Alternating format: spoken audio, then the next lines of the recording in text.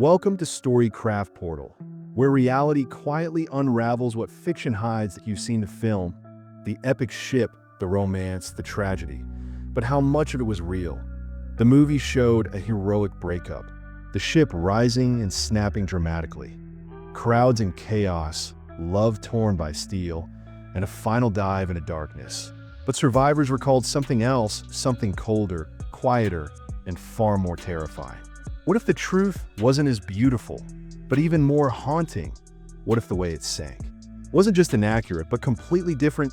The Titanic truth versus fiction debate has remained unsolved for decades, from how it broke to who really survived and what was never shown on screen.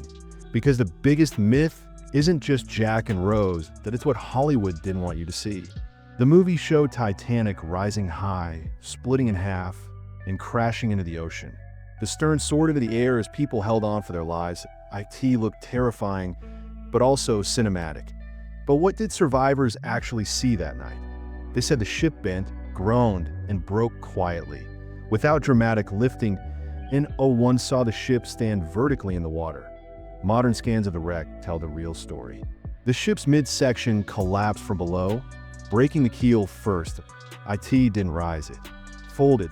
The wreck lies in two parts, stern and bow, but far apart, meaning it snapped early, not in midair. The angle was lower, the impact harsher. James Cameron later accepted the mistake in his version. Yet the world remembers what Hollywood showed, because truth isn't always that photogenic.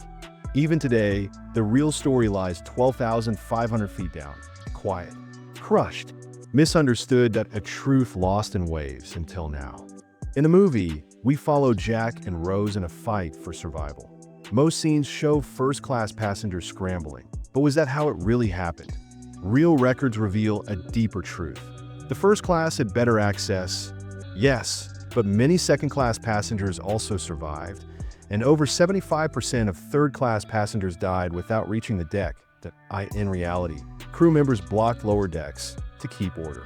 Language barriers also delayed third-class families. That wasn't fully shown in the film.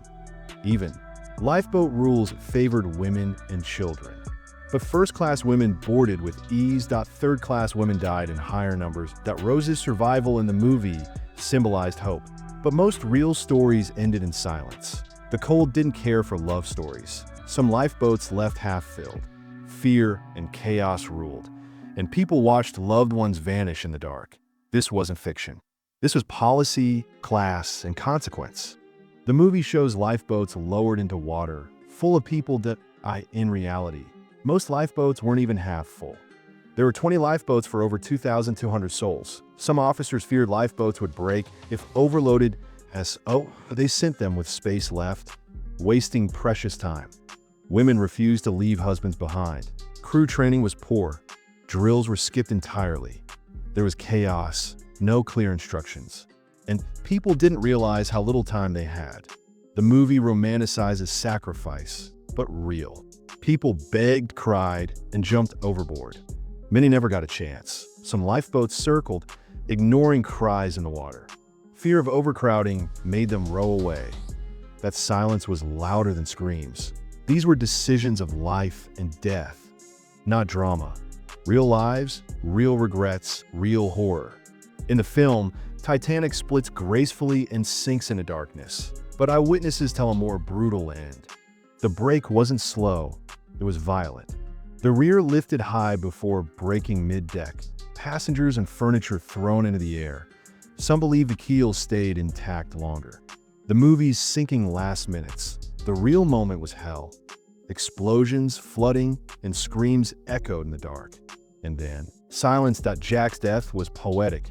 But most died from hypothermia, not drowning. Water was -2 degrees Celsius. Survival was minutes long.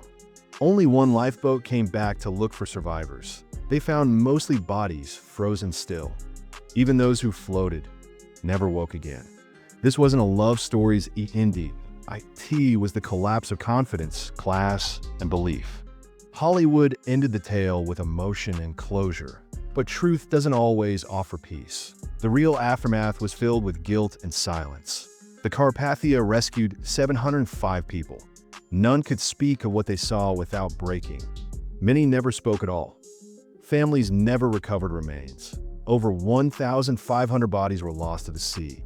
Only 340 were ever found. The movie gave us names, love, memory. But history carries weight, and often silence. Class, decisions, and human failure sank with the ship. The legacy is more than a film can hold. It's in records, voices, and wreckage below. This case isn't just closed, IT reminds us. Some truths can't be rewritten.